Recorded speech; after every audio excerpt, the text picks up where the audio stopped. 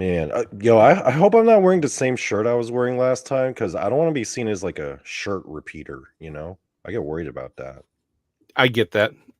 I get that. Yeah. Yeah. The thing is, I always chose dark. I tried to choose dark clothing with collars. So it's like, Yeah. okay, is it the same shirt or not? Maybe not, but it kind of keeps that look. But yeah, I get what you're saying. I You get don't want to paranoid repeat about it. that shit sometimes. Yeah, I don't want people to be watching me and be like, yo, this motherfucker's wearing the same shirt as last week. This guy got 5 shirts. Anyway. All right, folks. To all the 2 people in the chat tonight, we are live, baby. We are not in the past. We are in the present. It's true. Hello. And Okay. this show may actually make it all the way through without being kicked off YouTube. Oh, yeah. Well, I don't have any clips planned, so. Yeah, unless we throw around racial slurs, I think we're safe. Hey, Danny Staten. Okay. I'll let you do that. We'll see how it plays out. Yeah. Anyway, guys, I have a special treat for everyone tonight. Fresh out of retirement. Oh, I'm not out. Ooh. I'm still in. That's why we're doing it on your show. Welcome back, Jason McLean. It's been so long since we've seen you. What's retirement life like? What's it like? Not retirement like enough. I am seriously going to take a Is sabbatical at the end of the month for 3 months so I can get this stuff done. this all familiar? Do the headphones feel weird on your head after all this time away, sir? Do you know that you remember this is a mic, right? You got to talk into this machine. Is that what this is? You haven't forgotten. Yeah. I haven't. No. I mean, Okay. it was a little weird looking at first. I'm like, what's going on? But I think it's starting to gel. What's up, Magneticus? Okay. All right, Jason. This is a show that you've been wanting to do for quite a long time. Yep. I'm just here for along for the ride tonight, everybody.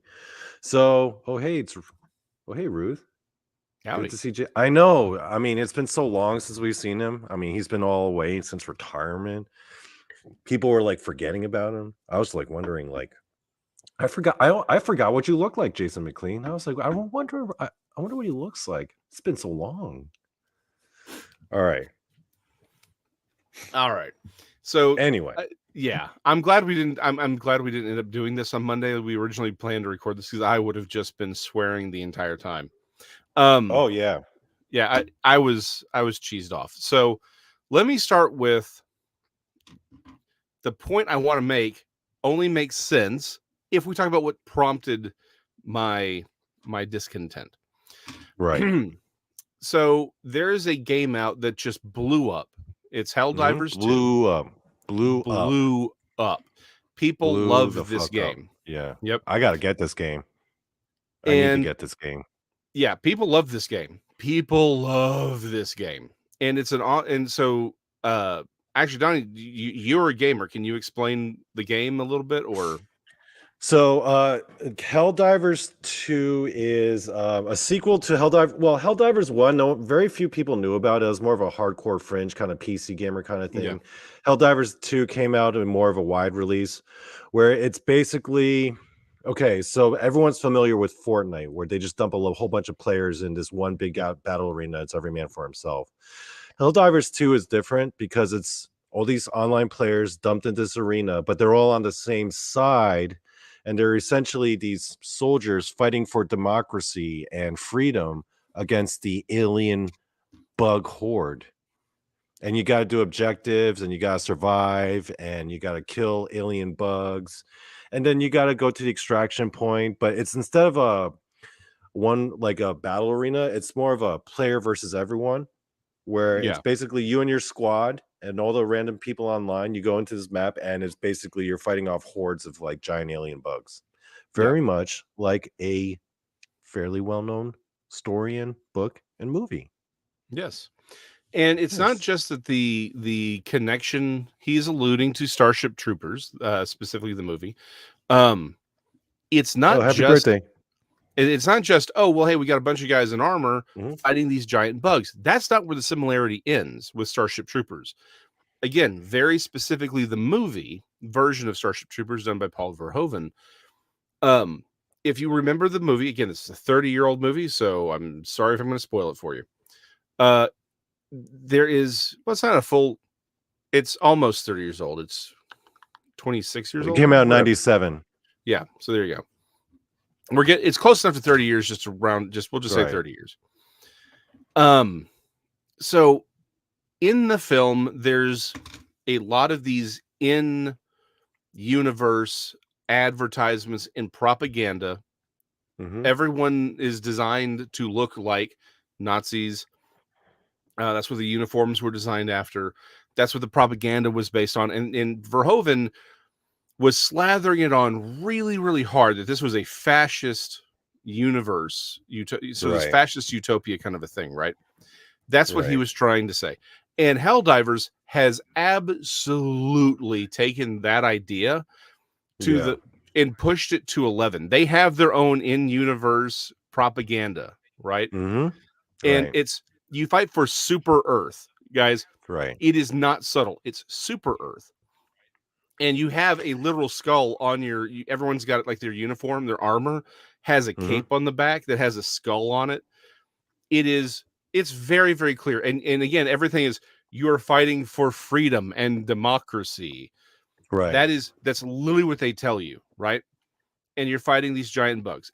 There's even a planet called Klin, Dath, and then 2. So it's like, okay, it's Klin. It's very clearly Klendathu, which is the home planet of the bugs in Starship Troopers. It is not subtle, the homage in what they're doing with Helldivers 2, right? And here's where here's where the controversy kicks in. This game is huge. People love this game. And they are interacting with it, saying they're chanting, we need to save democracy. We need to fight for liberty against the bugs. And there is this group of Mid-Wits, we'll explain that in a second, who have come up and are complaining that people don't understand the message of Helldivers 2 and Starship Troopers. And this quote has been floating around from Paul Verhoeven when he made the movie. He said, "I want to make a movie so painfully obvious in its satire that everyone who understands it lives in perpetual psychological torment inflicted on them by all the people who don't." And so it's started the interwebs flooding with all of these Mid-Wits complaining about how people don't have media literacy anymore, and that they don't understand that Paul Verhoeven was commenting on where America is. In fact, there were a lot of people just a few years ago. Oh, wait, hold on. Yeah. For those of you who may not be familiar, Paul Verhoeven was also responsible for RoboCop and Showgirls. Oh, Showgirl. That he did show. I've forgotten about that. He did Showgirls. Yeah. Showgirls and RoboCop. Yeah. Did he do RoboCop 2 also? No, that was not Frank Miller. Frank Miller. No, Frank Miller wrote it. Yeah, no, Frank Miller wrote. Oh no, keep going. I'll look it up. Yeah, look it up. But yeah, no, Frank Miller absolutely wrote RoboCop 2. Yeah. I just couldn't remember if he didn't direct it though. Well, anyway, he wrote it. They butchered his story. They really did. Because the original, because if you look at what Frank Miller's original vision for RoboCop 2, it was different. Yeah. Irvin Kershner did RoboCop 2. Okay. I don't recognize his name. Anyway, so Paul Verhoeven did this film, and he took Starship Troopers, the book, and Donny is reading the book now. It's not a very long book. But he's reading the book now, and there's absolutely scenes from the book in the film. It really is. Real quick. You don't know Irvin Kershner? He directed Empire Strikes Back. Oh, really? Yeah. Okay. Interesting. You thought he would have done a better job then. Because I'm sorry, RoboCop 2 sucked. It wasn't as bad as RoboCop 3, but RoboCop 2 is watchable. It's watchable. RoboCop 3 is absolutely RoboCop 3 is not watchable. It is not watchable. I preferred the television show they did for RoboCop over RoboCop 3. Right. We're never going to stay on track for this one. Anyway, so everyone's talking about the importance of media literacy, and I am seeing clip after clip after clip after clip of people complaining. Of course, now Dune 2 has kicked in and everyone's screaming about that. And so we need to have the conversation. I need to vent because these midwits are not smart enough to understand that they're being stupid because they are actually media illiterate. So let's explain the midwit, and then we'll explain Go what for media it. literacy actually means. Jason McLean, why don't you educate the folks at home on what a midwit is? Yes. A midwit is someone who is smart enough to be above average, but they're not smart enough to be genuinely smart, right? If average intelligence is 100 on the IQ scale, right? And that's where we put the median, it's 100. Most people fall within 10 to 20 points of that 100 point, right? That's where the vast majority of people fall. The midwit falls to the positive side of that 100, usually around 110-ish, 110, 115. So they are legit, like they're not dumb people. However, the problem is they're not smart enough. They're smart enough to recognize that they aren't actually smart of their own power. Right. And so what happens so often, now being of that intelligence level does not make you a midwit at all. What makes you a midwit is you then try to hide your level of intelligence with false intelligence. Oh yeah. And this is where it becomes about simply memorizing things. If you've ever seen Good Will Hunting, the scene where what's his face? Ben Affleck's friend, Matt Damon, when I guess the titular Will, and he goes off on this kid at Harvard or whatever the college is that they're at, who's reciting all of these lines and ideas. And Will just goes off on him. He's like, you are simply reciting things that you read in a book. You don't actually understand them. You're just reciting it. You're not coming up with anything new yourself. That is the midwit. They're not dumb, but because they don't really have a lot of thought to be original, they claim a lot of thoughts for their own and throw them at you. These are the people who really like terms. And let's be honest. Yeah, go for it. Can I throw a few examples I just posted right here, right just now, and let me show Please. you, and you tell me what you think about it, okay? Sure, go for it. Tell me if this is a good illustration of a midwit. Yes. Yes? Yeah, exactly. Okay. How about this one? Oh, wait, let me just read it out loud. Okay, for people listening. So it's a bell curve, right? And on the bottom end are the dummies where they say school sucks. The midwit is like, school's amazing. You need to go to school and study and better yourself. And then truly exceptional people on the higher end of it will be like, no, school sucks. Right? Yeah, that's exactly it. They say it's the people who say the thing, right? You said you had another version.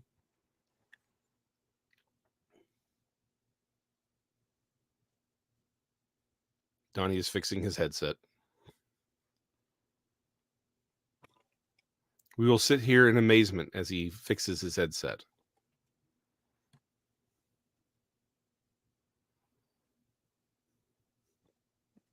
Sorry, can you hear me now? Can I hear?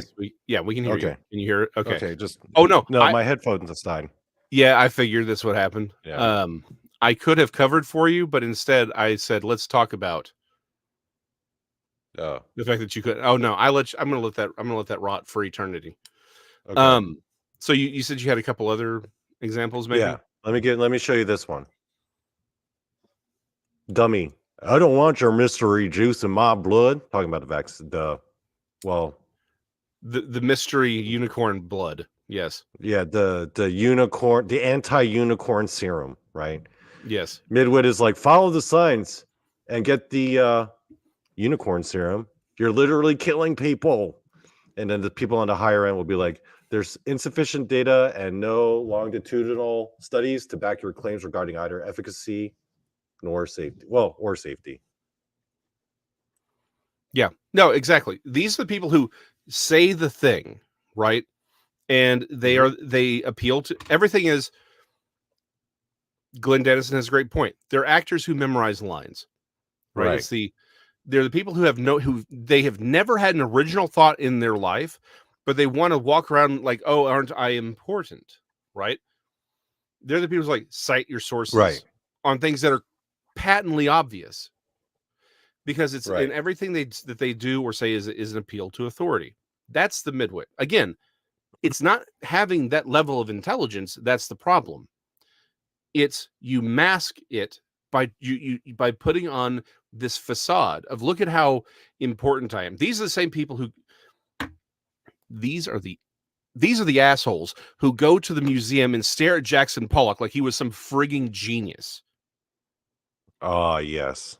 That's who these people are. Look, Yes. I don't care if you like Jackson Pollock, that's fine. I actually kind of like some of this stuff.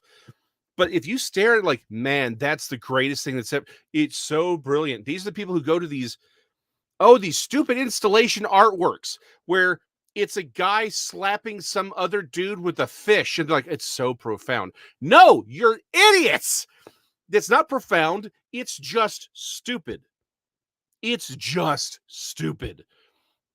These are the people who said, hey, Emma Stone deserves Best Actress for Poor Things. You mean the fact that she made a porno and that's deserving of an Oscar? That's who these people are.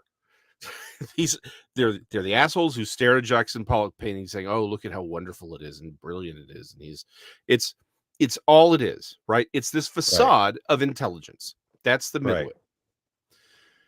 And they are coming with this idea of, and the new claim is, all these people are wrong. They don't understand media literacy is important, because if you really understood what Paul Verhoeven was saying and what Helldivers is too saying, you would understand that it's about fascism and how evil it is. And you would you wouldn't fall for people think people are actually falling for the fake propaganda in Helldivers 2. That's who these people, that's the conversation, is about media literacy. Now, let's explain media literacy for just a quick second. Sure.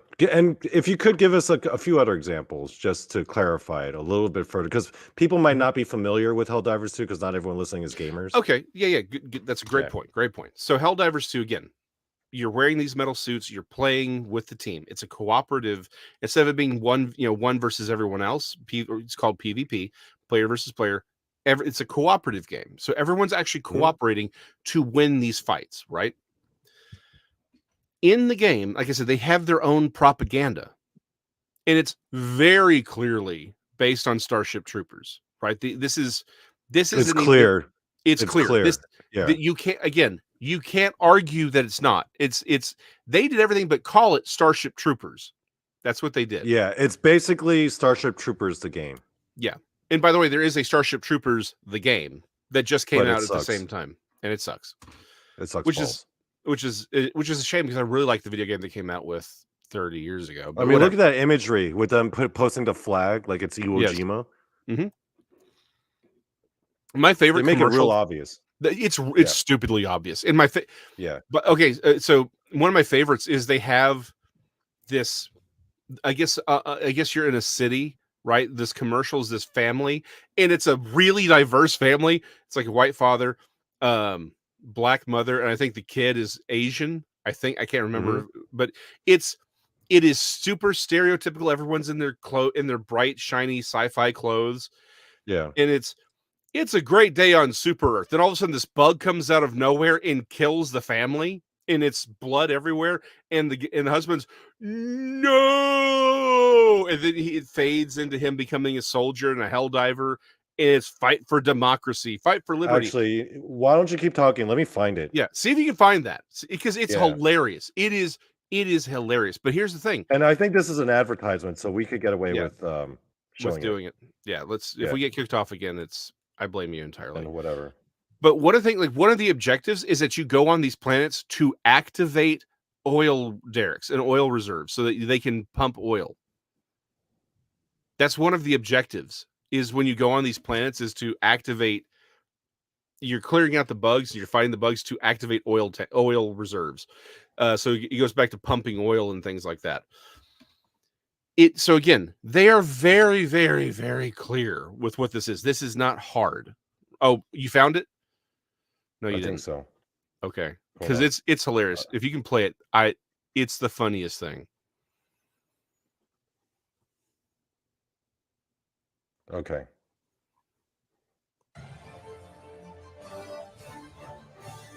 Literally just like what they did with Starship Troopers. This is the intro cinematic. Super Earth, our home. Prosperity. Liberty. Hi there. Democracy. Democracy. Our Fuck way yeah. of life. Oh, Fuck yeah. hello. Of course, soldiers walking down the street. But freedom doesn't come free. No! Sweet liberty! No! Look familiar? Scenes like these are happening all over the galaxy right now. I need to Right get this now. game tonight. Could be next. That is, unless you make the most important decision of your life. Prove to yourself that you have the strength and the courage to be free. For freedom. Join the Helldivers. Become part of an elite peacekeeping force. Yeah, keep that fucking peace. That motherfucking See peace. exotic new life forms. And spread managed democracy throughout the galaxy. Become a hero. Become a legend. Become a Helldiver. Fuck Managed yeah. democracy. I love the fact that they did a chest bump. So again, it's obvious. That's the opening cinematic. It's very clear what's happening, right? Yeah. And so these Mid-Wit, so media, going back to the idea of media literacy, the idea of media literacy is you're supposed to see that and say, oh, this is a fascist utopia. They're actually, it's like freedom is putting on the helmet and going and killing these aliens, right? That's what freedom actually is. You're supposed to pick up that Super Earth is actually the bad guy. I'm trying to think of a good example of this. I saw something that was like, they were like, hey, I didn't recognize this. It was one of those TikTok things like, 20 years this movie's been out. I didn't realize this. And I'm like, how did you not realize it? It's literally the point of the movie. I'm trying to remember what it was. It's something kind of obvious that you're supposed to pick up like themes. Okay, great example. Frankenstein, the actual story, right? Right.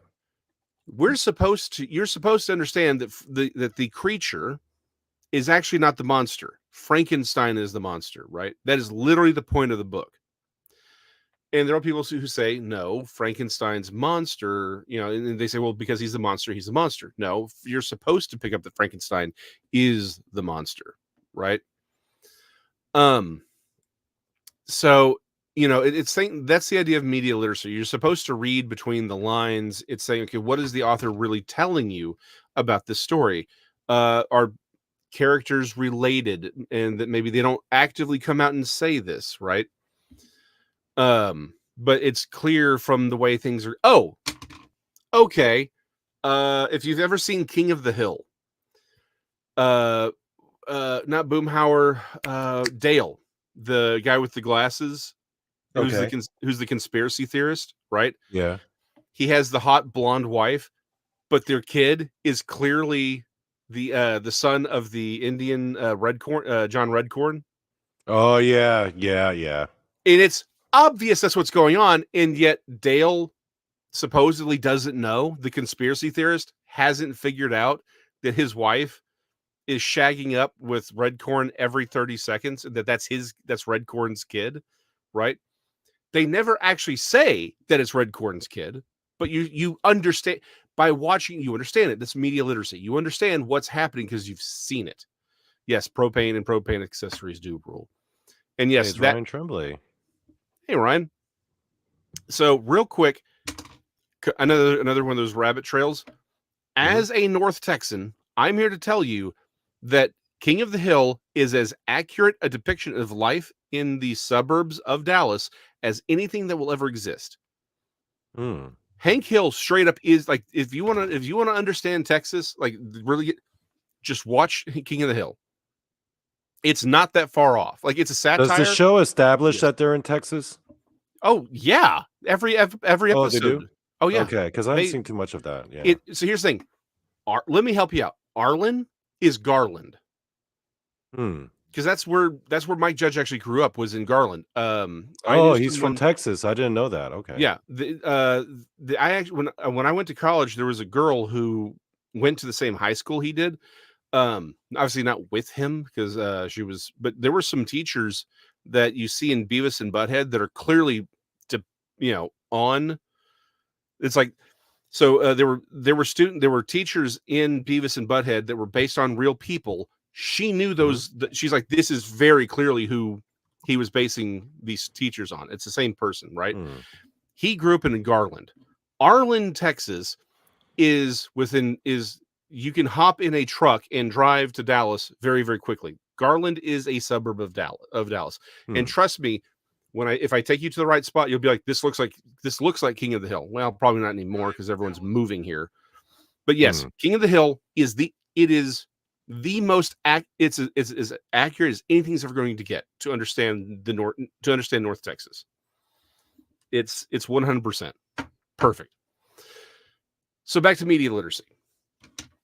So media literacy is about understanding what the authorial intent, right? What's the message of the story without being told, hey, little Timmy, here's the story, here's the moral of the story. You're supposed to be able to take a work of art and then understand what the message that's really trying to be sent. Paul Verhoeven would say, see, fascism is bad. And look at, because he made it so obvious. Here's my problem. So with, yes, it did. Well, okay. So real quick, since we're going to get off on this for just a quick second, because why not? Sure. Bobby is Beavis. It's the same character. And everyone's like, well, what do you mean? And by the way, Bobby, Beavis, that's Mike Judge. Those are both stand-ins for Mike Judge. Obviously, Beavis and Butthead are way more over the top, right? But look at him. Blonde hair, black shirt. That's Bobby. It's Mike Judge. It's all of it. That is his stand-in from him as a kid.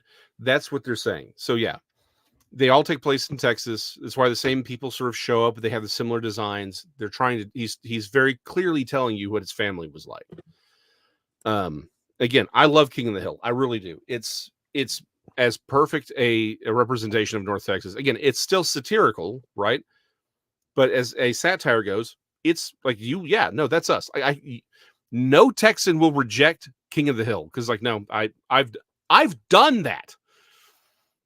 That scene where he's teaching Bobby how to grill a steak, and he says the perfect medium, medium rare steak.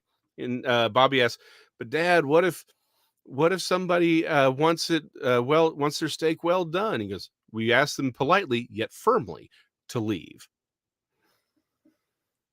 It is the truest statement that has ever been made. It is. Who eats their steak well done? Who actually gets the well done steaks? I'm curious. Hold on. There is a comment. Okay, so you know what? Hey, Ristel. Does anyone here get their steak well done in the chat? I'm just curious. Show of hands. I don't think so. But here's the thing. There is a reason to do the reason well done steak was a thing for a very, very long time is very cheap cuts of steak. You do that if you do a very cheap cut, which is what most people. Heck, I grew up eating well done steaks for the most part because they were cheap. These were the cheap. It was the cheap stuff. You can't really do a cheap steak. Well, medium rare. It doesn't work out. You have to pay a little bit more. That's really where all that came from, and that's where A1 sauce came from. The reason there's sauces for steaks is because meat that's turning a little bit, it's not bad, but it also doesn't have the flavor you want, or it's the very, very cheap cut.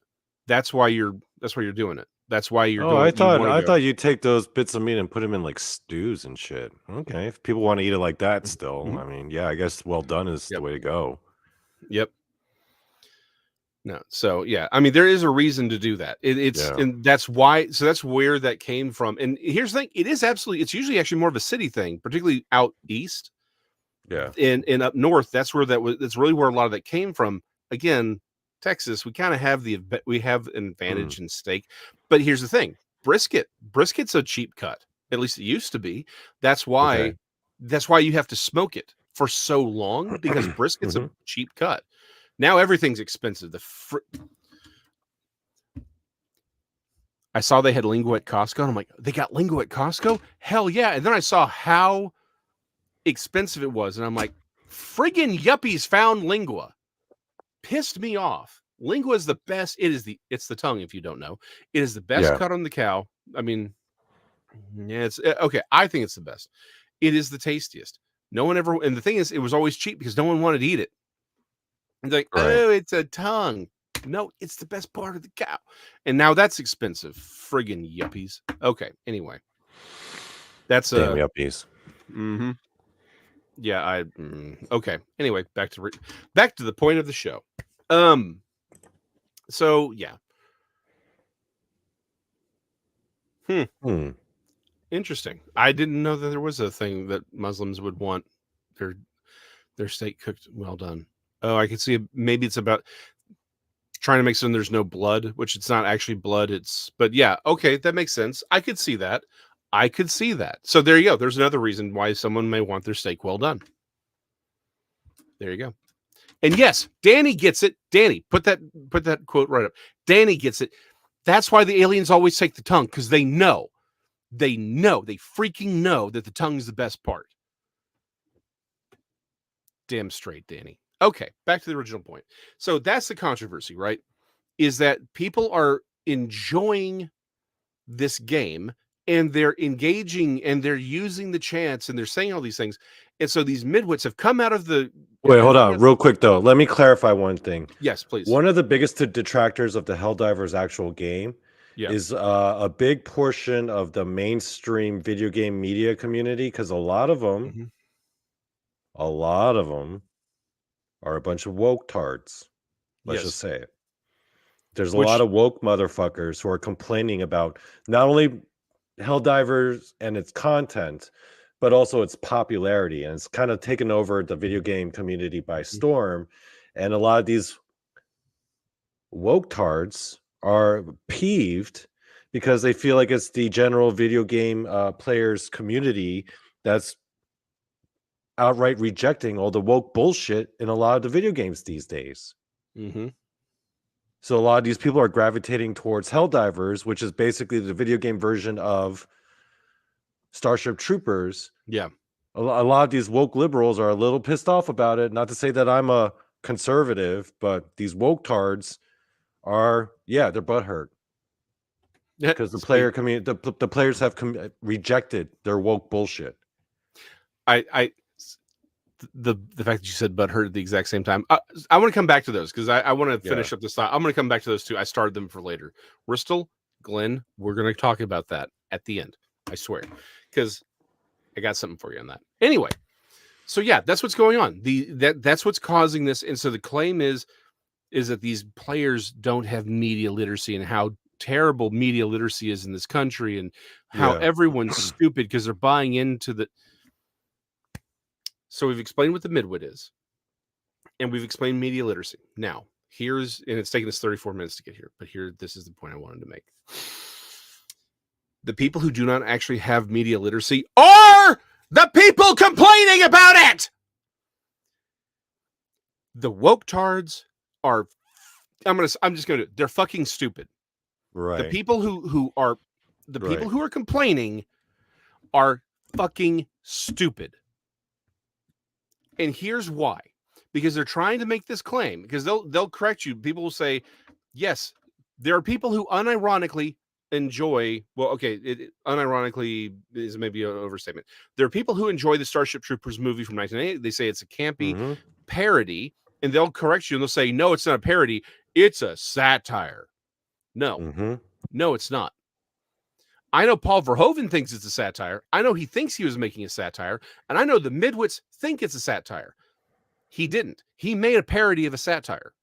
That's what actual media literacy looks like, is understanding what he really did. And he made a parody of a satire.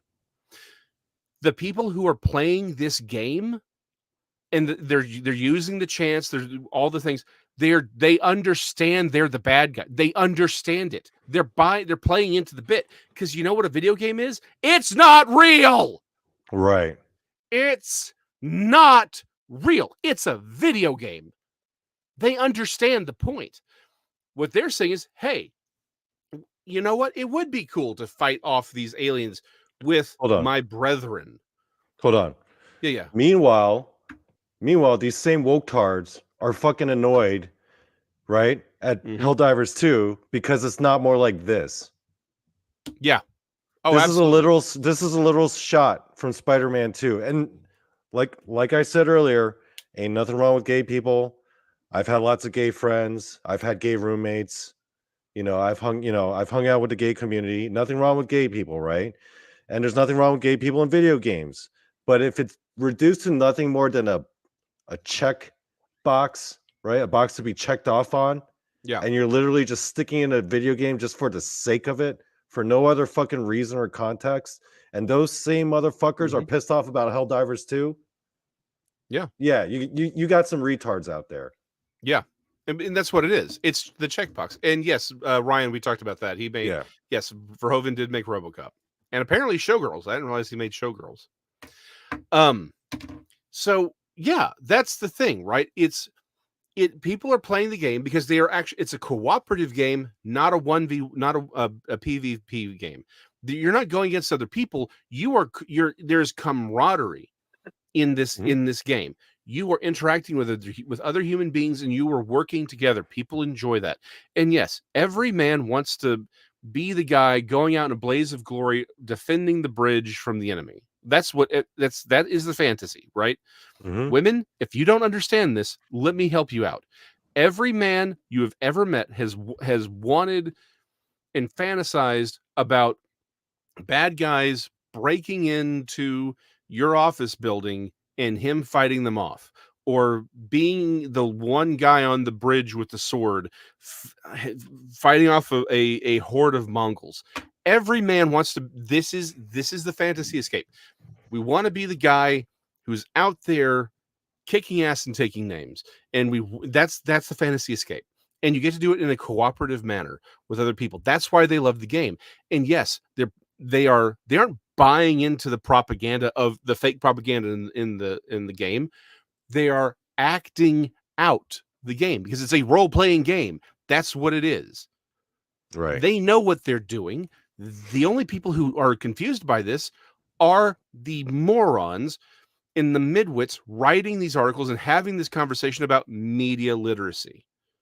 Okay, Jason, speaking of which, why don't we take it a bit deeper, and without giving too many spoilers about the book, because I'm currently reading it, but just talk about it in general. Why don't you explain media literacy a little bit further with the concept of the book, the original book versus Paul Verhoeven's vision? Yeah. What is the book and how is it different for the people listening at home who have never read the book, but who may have seen the movie? How is the book different? So what Paul Verhoeven did, so let me point out media literacy, and here's the problem. Paul Verhoeven does not have media literacy because he read the book. Now there's two claims on this, and so we can deal with it either way. Either way is fine. One claim is he never finished the book because he wanted to do his own thing because he hated it. The other one is he read the book and hated it. And so he saw it and said, this is a fascist regime. And he wanted to show how this is a fascist regime in Starship Troopers. And that's why he did the book the way he did, or the movie the way he did it. Here's the thing. It's very, very, very, very clear that Paul Verhoeven has zero media literacy because the book is very clear. They are not fascists at all. In fact, in the opening of the book, it's clear they're not fascist. Because this is the number one change aside from putting in the advertisements and the propaganda that makes it very clear that they're the bad guys, right? I'll get to why it's a parody of a satire, not actually a satire, here in a second. The number one change is the government itself, because in the movie, it's a military dictatorship, right? Right. In the book, it's a civilian-led government. It seems, based off what I've read so far, because I'm halfway through it, based off what I've read in the beginning, it seems more like an actual meritocracy.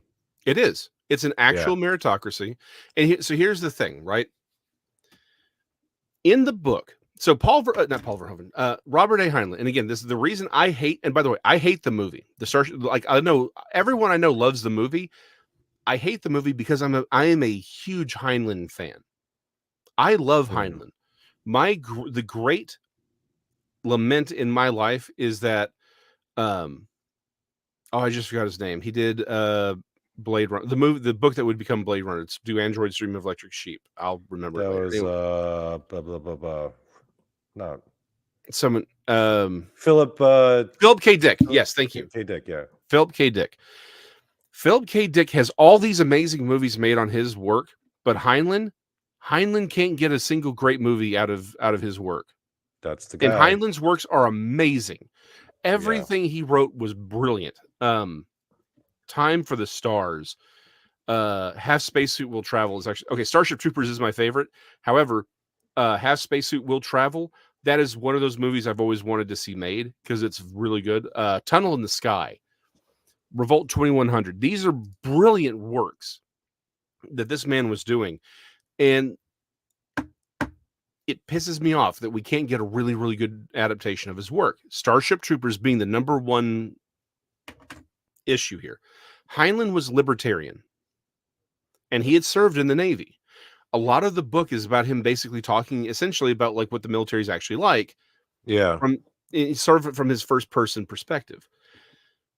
The thing is, it's very clear what Heinlein was talking about in his book. He was saying his commentary on traditional democracies, that's whether it's American or anyone else, is that allowing the average person just saying, hey, if you're just above an age, you can go vote, is inherently flawed. Stranger to Strange Land. I'm sorry, Red Planet. Okay, there's one exception to the whole Heinlein can't get a good movie made. There was again, Red Planet's also one of my favorites. There was a cartoon. It was like a 2-part cartoon or 3-part animated cartoon in the 90s about Red Planet. That was pretty good. That one was pretty good. But anyway, Heinlein's whole critique of most liberal democracies is that giving everyone the right to vote, to give everyone the franchise to vote, is a flawed idea because people will go after their own self-interest. And so his critique was to say, and to show, that was the critique of the book, was to say, guys, your societies are going to decay. By the way, at the beginning of the book, when he's in Radshak's class, and Radshak is going off about how bad the world got before the veterans rose up and took control and created this new institution, essentially is where we were in the 80s. Heinlein, in his grave, is looking at us saying, why in the hell have you people not revolted with everything that's going on? Heinlein would not understand the world we live in and why we're putting up with it. Straight up, he wouldn't. Heinlein's whole point was,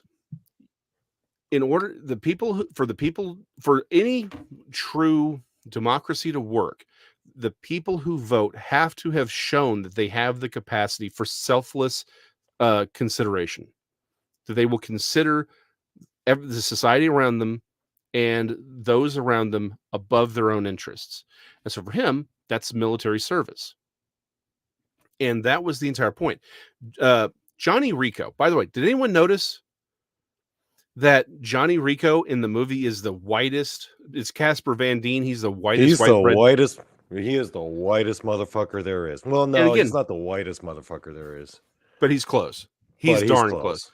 But again, That's because Paul Verhoeven is like, see, I want to show these very proto-Aryan, because he was trying to make them all look like Nazis. So he wanted these proto-Aryan ideals and statues. Like that's why he chose who he chose for that movie, right? In the book, Johnny Rico is he's from Buenos Aires. He speaks Portuguese, but he's Filipino. Right. He's Filipino. They whitewashed the Filipino kid. So I think they did that on purpose, though, right? Oh, Wasn't that kind of an intentional thing? Yeah, right. Because they intentionally made Casper. They cast Casper Van Dien because he was the most like Aryan looking dude. Yeah, that's what he did. Yeah, because he was the poster boy for like the Aryan image of like the Ubermensch, right? Yeah, exactly. That's what he was trying to do. Oh, happy birthday, Buncho. Hey there, Stephen Lewis. Oh, hey, Stephen. So yeah, it's like, so his father is, by the way, real quick, the whitest dude who ever lived was the guy who interviewed Bruce Lee. You ever see that old black and white Bruce Lee interview? Oh, I know the one you're talking about. Yeah. That guy who interviewed him is the whitest motherfucker who ever lived. At the end of the show, I will show you. But continue. Yes. Yeah, no, I know who you're talking about. You're right. Yeah. He really was. Yeah. So Heinlein's whole critique with Starship Troopers was showing that there needed to be a way to say, hey, I've earned my franchisement. I have shown that I have the ability to think about other people and earn that right. It's not that you, so here the movie uses the word citizenship. The book uses the word franchisement or franchise. Because you were a citizen of Earth. You just were. You were born. You're human. You have rights. You have all of the rights. The only thing you don't have is the ability to vote or hold office. That was it. I think also being a teacher. Those were the three things. But I know, again, it's been 30 years since I read the book. But definitely it was to vote or to hold public office. You had to show that you were willing to put your life on the line. And by the way, let me ask this. Do we think that maybe if you had actually served and watched people die, that you'd be less willing to send other people's kids off to die? That you'd want to make damn sure that it was worth it? Which is the point. Yeah. Which is the point of the book. Right. In the book, Rico's parents. Okay, there are a couple things in the books that are similar with the movie. Right? Oh yeah, absolutely. The fact that when Rico, the whole story of Rico enlisting with his buddy Carl and his parents being all against that shit. That was pretty similar, right? Not exact, like line for line or anything like that, but that scenario kind of played out the same way in the book. But in the book, it expounds on that because the reason why his parents were so against him going into the military, because they really looked down on that shit. Yeah, they're like, "Ew, military? That's so beneath you." You know? Yeah, no, 100%. It was. Right. And the thing is, he comes from a wealthy family. His father is a wealthy man. And he's like, I don't have my franchise. Why would I want that? Why would I bother? In fact, here, without ruining, how do I say this? The entire conversation the book is having is actually a conversation between Rico and his father, ultimately. Right. That's the conversation. It's, do you want to be a Johnny Rico and earn and be someone of actual merit who wants to make a difference in the world around him, and be selfless, or are you going to be that selfish asshole who just wants money and money for himself and doesn't actually care about it? Because his dad was offering him a career. Yeah. Now the book goes a little bit deeper because he wasn't just, ew, why are you going to the military? His dad was like, your life will be set. You know, we're a wealthy family. You're going to be you're going to take over this entire conglomerate. You're going to have everything you're going to ever want to need. Why are you going off to enlist? This doesn't make sense. Yeah. So that's the conversation that's had. And let me show again, I made a claim that the movie, because again, however you read it, Paul Verhoeven hates the message of Starship Troopers, the book, which is why he makes the movie the way he does. He's like, I'm going to show you what fascism looks like, right? there's one scene that ultimately undermines, and I said that Starship Troopers is not a satire like he set out to do. It's actually a parody of a satire. And here's where he screws up and proves he doesn't understand what a satire is. Okay. There is one scene that almost goes down line for line, more or less. And that's when Rico goes and signs up at the office with Carl, and he meets the guy at the desk. In the movie, we see, he sees the guy at the desk. His legs have been blown off, and he's got one normal hand and one robot hand, right? One cybernetic hand. And he shakes his hand and says, "Yes, sir. The troopers are, what made me the man I am today." That's the movie. And it's clear what the movie is trying to say. Now, again, here's where he fails to be a satire. And I'm going to explain what actually happens in the book. Because Donnie's read past that point. Oh, and also I'm reading up on some of the details about the writing. Yeah. There's some interesting details I'm coming across. But yeah, continue now. I'll get there. Oh boy. Yeah, I'll get there. Oh yeah. So, and because once I make this point, I want you to tear loose. Just from watching the movie, if he had really wanted to make a satire, he would have taken that scene and not have it be the guy, signing Rico in and having him join. They would have put him out front on the streets and him saying, "Oh, you're going to go join? Good for you. It's what made me the man I am today," and have him still be happy about it. That's if you want to make a satire. That's how you do it. He made a parody of a satire, because here's the problem. We see that, yes, his legs got, well, guess what? People get injured in war. He still has a job. This is the movie, right? I just want to talk about the movie. Any reasonable person will look at it and say, well, yeah, but the military is still looking out for him. He still has a job. It's a hell of a lot more than we can say about our military right now. How they treat veterans. My dad fought in Vietnam. I am here to tell you, the U.S. military does not take care of its veterans. Straight up. It would be very easy to look at that and say, well, yeah, but they are, this fascist world that you're talking about, they take care of their veterans, which is a sight better than what we're doing here. That's how you fail to make a satire. But let me tell you what the book was. And this is why I hate the movie. Everything's summed up with that one scene. Because in the book, yeah, he's there. His legs are gone. He's in a little moving chair. He only has one robotic hand. They check him in. When they get behind the entrance, the entrance section, right? And they're on the other side of the wall. The dude's walking around on replacement legs, on prosthetics. Mm-hmm. And they explain, because this is one of the themes. Radchek is in fact, Rico in the movie even mentions Radchek kind of tells us to not join the military, right? Because that's when the complaints. So see, they're programming you, they're brainwashing you to join the military. He's like, no, he kind of doesn't want us to. It is explained in the book that yes, that man did lose his legs. Yes, he did lose his arm in combat, but the military replaced them. And the reason that they put him out front, the reason they gave him that job, is so that every person who walks through those doors understands what their service may cost them. Right. That it's saying, this is your, because they even explain, if you were blind and disabled, they'd still give you a job. That they will respect anyone who volunteers, because it's a purely volunteer military in the book. Is in the movie. By the way, that's another mistake Verhoeven made. If you really want to make a satire, you have to make the military service mandatory, because that's what fascists do. That's what actual fascists do. If it's voluntary, it's not fascism. It's voluntary in the book, and the military actually says, look, here's how bad it can get. They put up front because they want to make certain the people who are joining for the right reasons. That's the entire point of the book, is to say you need to be a person of quality. And that one scene undermines explains why I hate that movie, but also how Verhoeven screwed it up. Right. And that the people who are complaining about media literacy have none.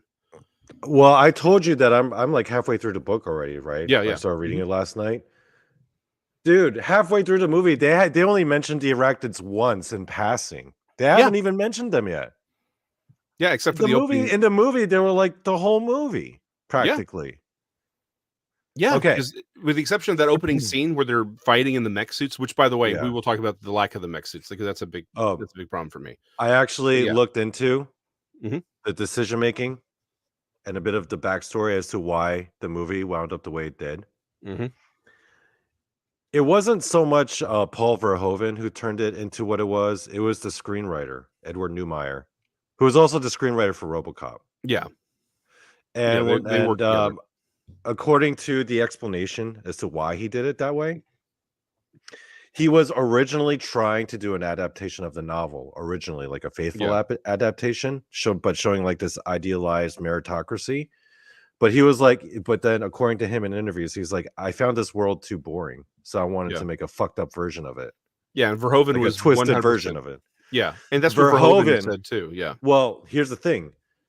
According to what I read, Verhoeven tried to read the book, only got to the end of the second chapter, and then had Edward Neumeier just summarize the whole thing to him because he now that makes sense because, like I said, he hated it. Because the one story I heard was because I heard that he read the book, and the other one said he read it up to the second chapter, which actually kind of makes sense because the recruitment part, like when he's like in like basic training and Sergeant Zim, that part is actually kind of accurate, but not really, right? But after the recruitment part, it's just like, I'm guessing it's just like not even close to the book anymore. It's not. Yeah, it is. Yeah. It is absolutely not.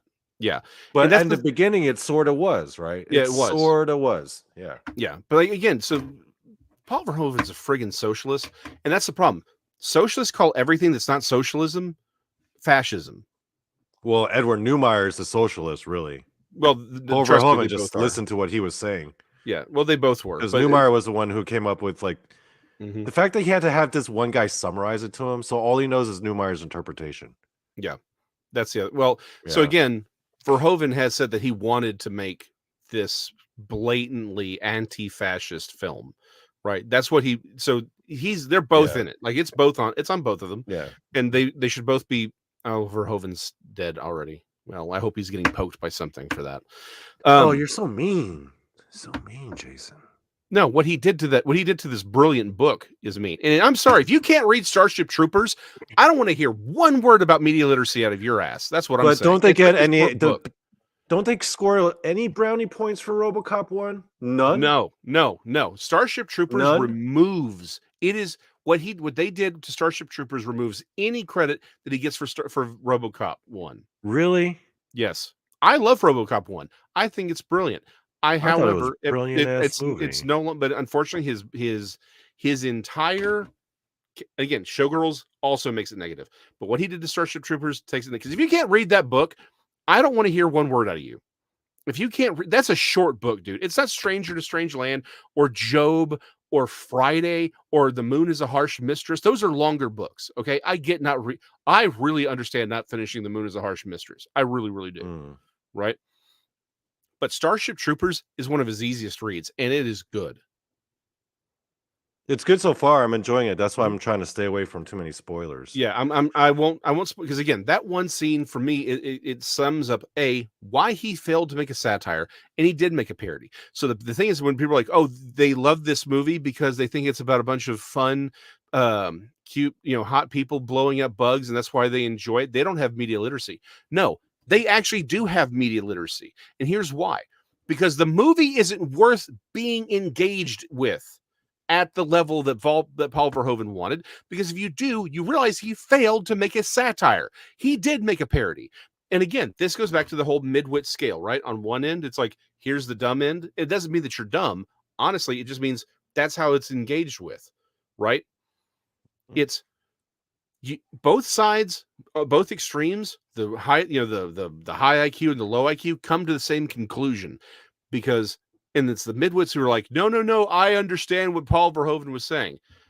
Yeah, I got what he was saying 30 seconds into the film because he's being so heavy-handed that it is ludicrous. And that's the point. Okay. That's the point. It's not worth engaging at that level. If you want to be engaging at that level, then you need to be engaging at that level. If you can't be, then shut the hell up. The problem is not the people who don't get the movie. The problem is the people complaining about media literacy. They don't actually get the movie. They just are reciting what they were told to recite. They're the people saying, Right. I said the thing, therefore I'm smart. That's all they're doing. Which circles back around to the Mid-Wit, right? The Mid-Wit Yeah. are the people who think that they may be smart, and maybe professionally or in their given craft or in their given field, they may be smart and they may be good at their jobs and they may be successful and they may be educated, which is fine, right? Just because you're educated, it doesn't mean you're smart. And just because you're uneducated, doesn't mean you're dumb, right? Mm-hmm. Right. Right. So it's the people who falsely believe that they have sovereignty over their own intellect or their own intelligence. Yep. Meanwhile, it's all been dictated to them by, I don't know, opinion makers. Yeah. They're just following the trend. That's all they're Right. doing. They're just following the trend. Because the whole point is, look, educated, uneducated does not make you smart or dumb. It really Right. doesn't. It doesn't. Because all our education system does is say, can you memorize this thing and say the thing that the teacher wants you to say? It is not about actual education. It's about programming. And that's all this is. Again, being within that intellectual range from an IQ perspective does not make you a midwit. It's being the jackass that says, look at how smart I am. Let me tell you about how much about all the things I've learned about Jackson Pollock. Yeah. And saying, see how brilliant Jackson Pollock is. Look, Jackson Pollock deserves the same amount of respect as any artist who shows up in a lobby of a hotel. That's Jackson Pollock. He's not some frigging brilliant. Andy Warhol wasn't brilliant. You want to talk about someone who's way over? And this. I will have to talk to Randy. I think I'm on Randy's show this weekend. I may talk about this. The CIA propped up our modern art, and so as a way of saying, as part of the psyop against the Russians, that's why we got this stupid postmodernist movement that was the most worthless thing in the history of the world. It really, really was. That bullshit ass art? That bullshit ass art? Yeah. Yeah. Like, again, Jackson Pollock is fine. If you actually like his work, okay, cool. Don't tell me he's a friggin' genius. He wasn't. It's all made up. Everything you think you know about Jackson Pollock is a lie.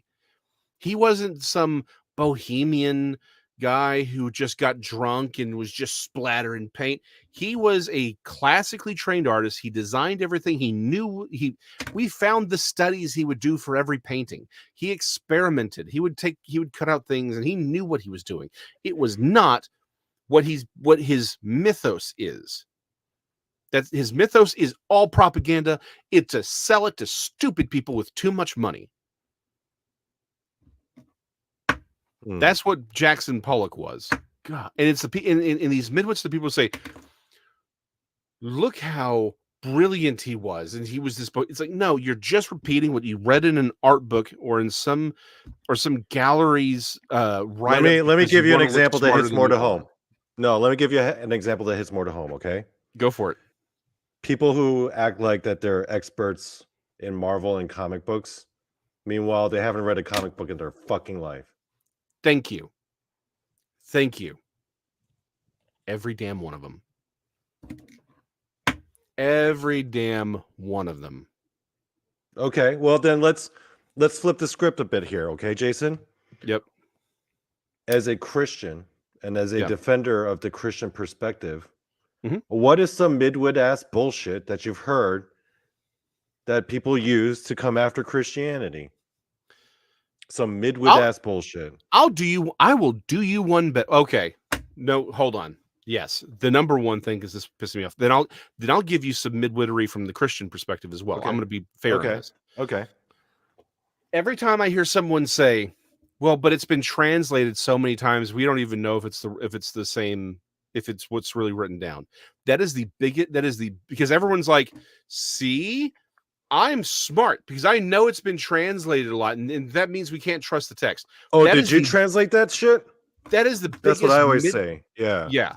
It's the dumbest. It is. It's said with such authority because it's the one that's second to it is, well, every culture, all these ancient cultures had dying and rising gods with 12 disciples. Oh, some mid-wit bullshit. That is some mid-wit bull. All of it's wrong. All of it's wrong. It's like, I get that you may have seen Zeitgeist. Please understand, they made that shit up. Yo, they made that up. Is that's like the Citizen Kane of midwittery right there. It's all wrong. When they're like, well, see, Horus was born of... No, he wasn't. He's the son of Osiris. We know that. His mother was... He didn't have 12 disciples. And Horus was a... It's just all of it's wrong. And by the way, if you actually look at Mithras, all of the things that have any core... By the way, Mithras has no real connection to Christianity at all.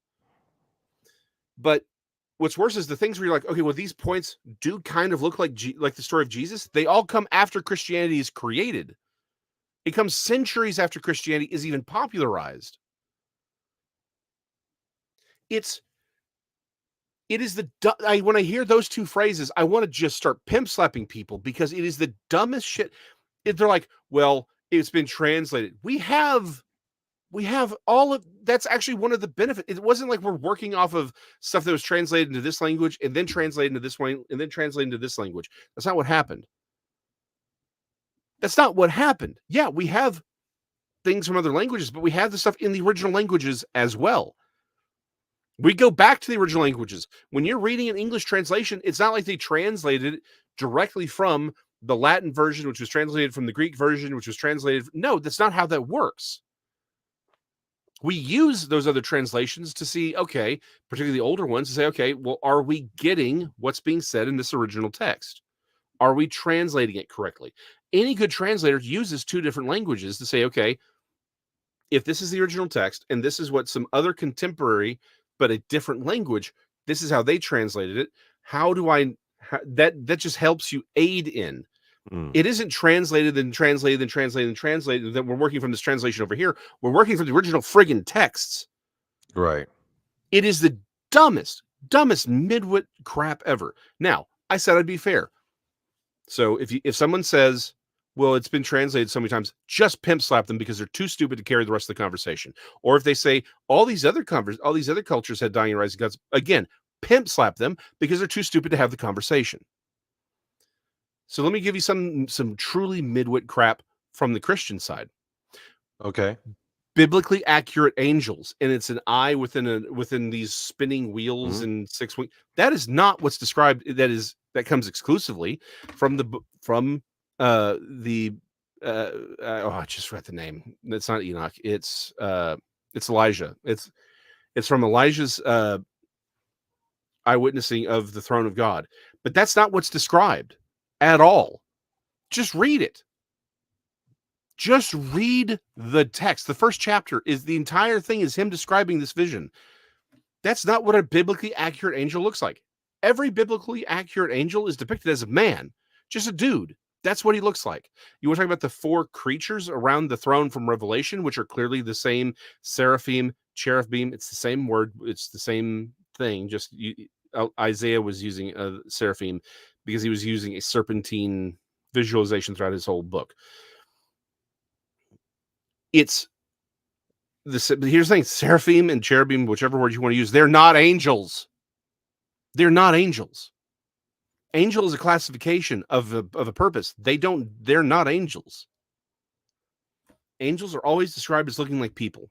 So when a Christian is like, when they have this biblically accurate angel, that is not a biblically accurate angel.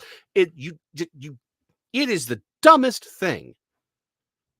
It just means you didn't actually read the chapter. That's all it means. So there you go. Both sides. I'm going to be fair. Don't even get me started on flat. Okay. That's not even midwit crap. Okay. No. That's being a flat earthers. They're contrarians. That's different. When you're actually going out of your way to be contrary, those are. That's all it is. Yeah.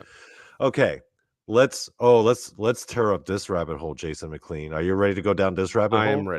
I'm ready. Tell me about all of the midwittery in the paranormal cryptid community.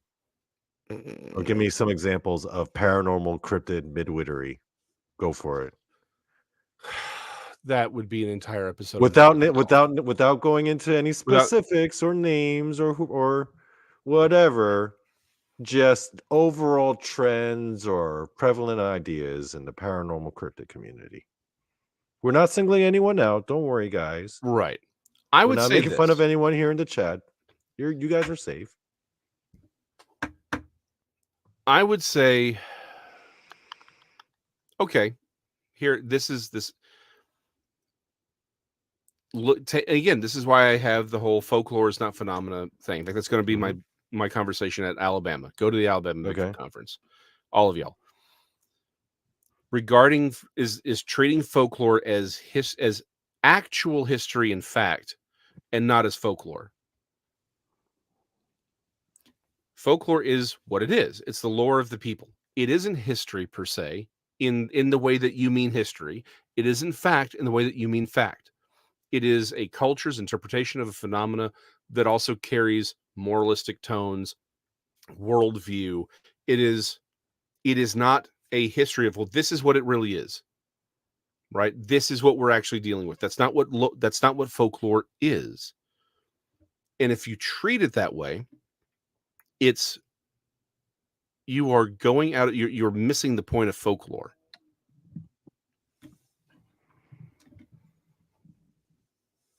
That's all it is. That would be the number one thing, is treating folklore as if it is an accurate depiction of reality and not a culture's interpretation of a situation. And by the way, folklore means the entire culture has had a take on that. So it's not even the people who actually encountered whatever the phenomena was that you're referring to. It is the entire culture's had a chance to explore it and think about it from their worldview, and that's how it's approached. That's what it is.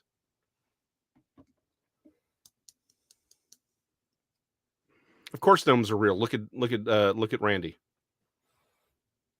I was going to mention some midwittery and like politics and government stuff, but I'm like, all of it. Politics is nothing but midwittery. No, if you're not a midwit, you're not allowed in politics. Yeah, no. In fact, that's the thing. Virtually all of these politicians are either midwits or idiots, and that is the word. Okay, I got a story for you. Okay. And again, yes, hence Randy. He is a gnome. That's an open secret. My father was a mechanic, worked on European cars, right? He owned his own shop. And we were the only European exclusive repair shop in South Dallas. So we got every Lamborghini, every really expensive Mercedes came to our shop. And so we knew these people.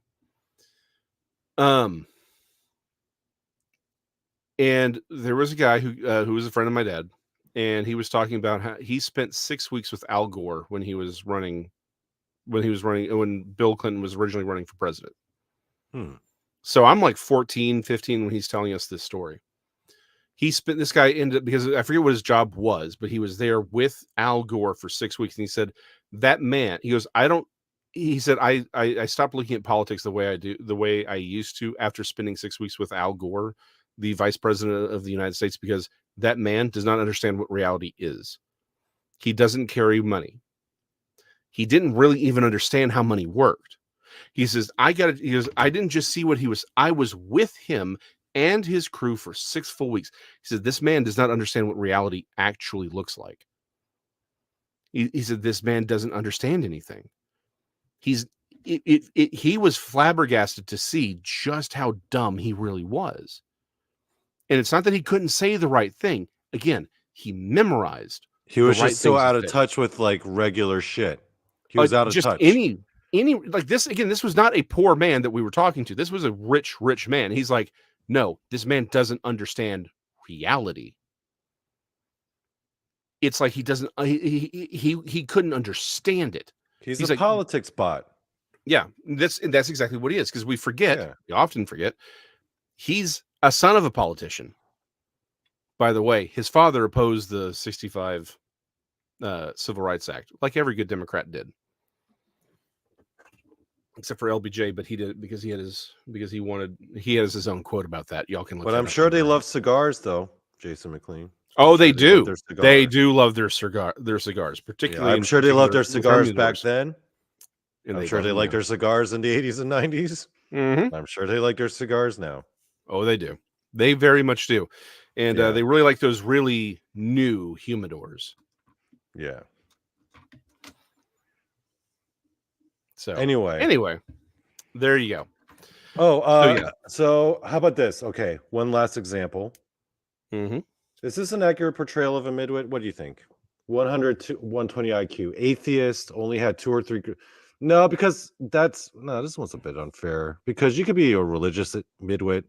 Yeah, you could be a Christian midwit. You could be an agnostic midwit. You could be a Buddhist midwit.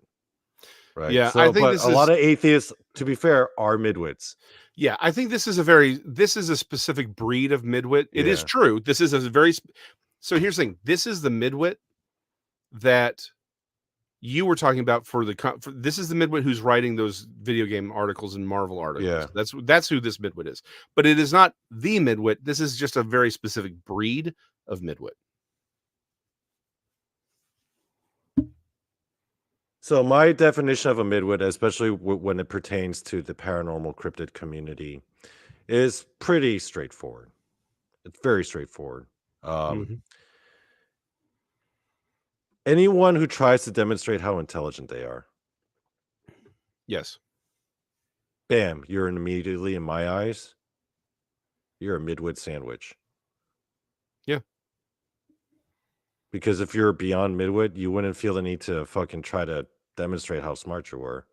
Yeah.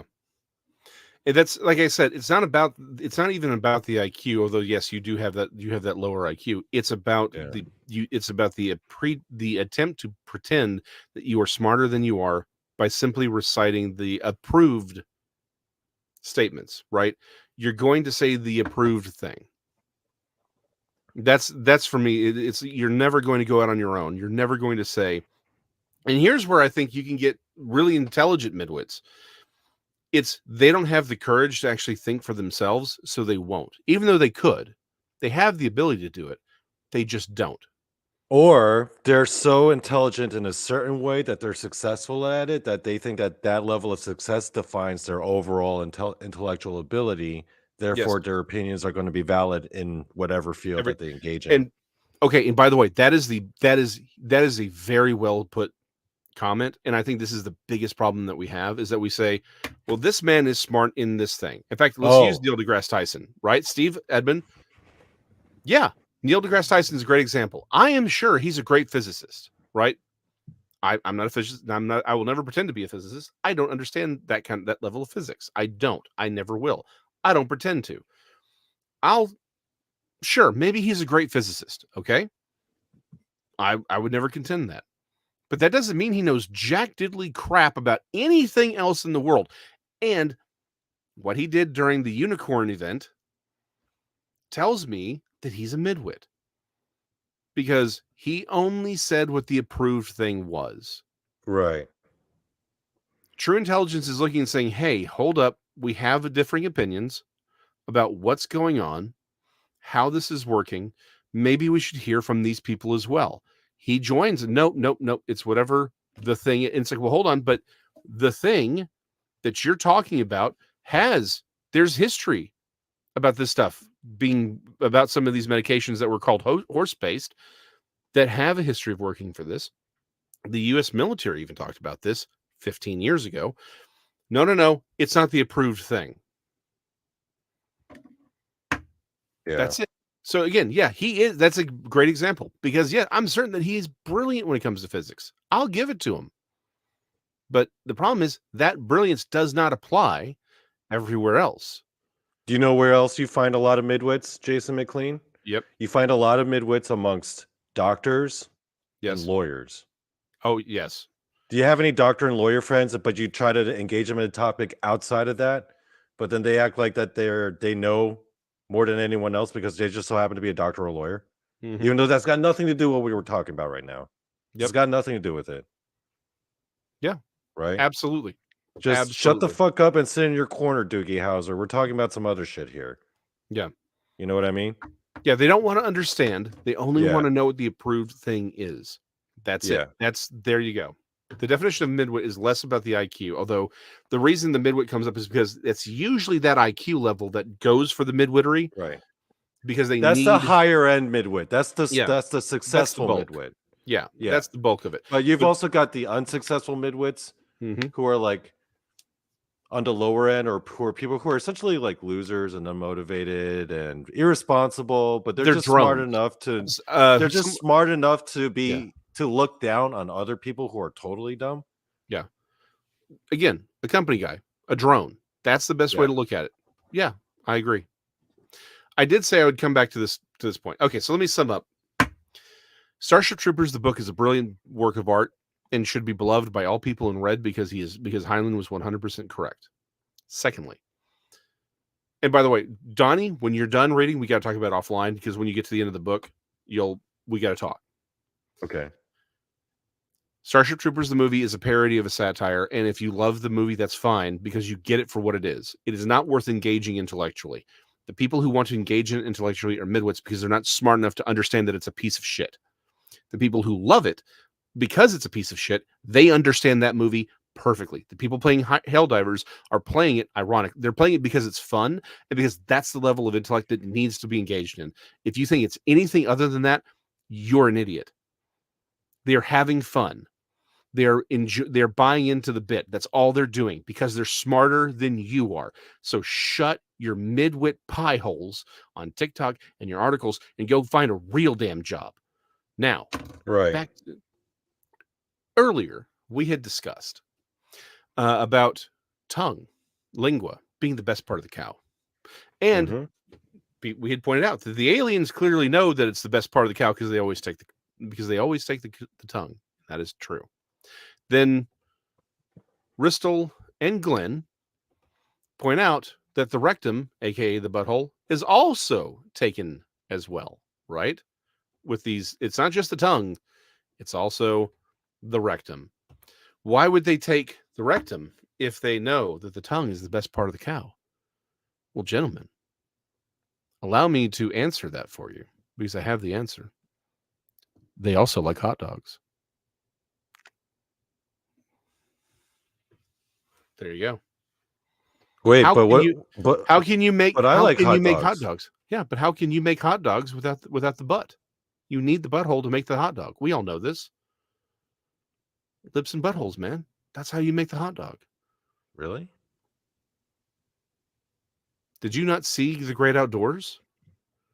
No. Donny, you lived in the 80s. You know this line. You know this joke. Don't kill this bit. Oh, I didn't watch the movie. Oh, my bad. Oh, man, I killed the bit. No.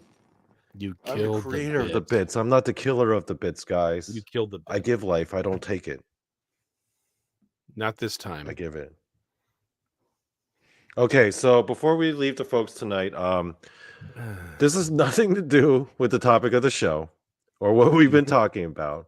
But earlier I had mentioned we talked about Casper Van Dien, and we just said he's the whitest motherfucker. Whom I love, by the way.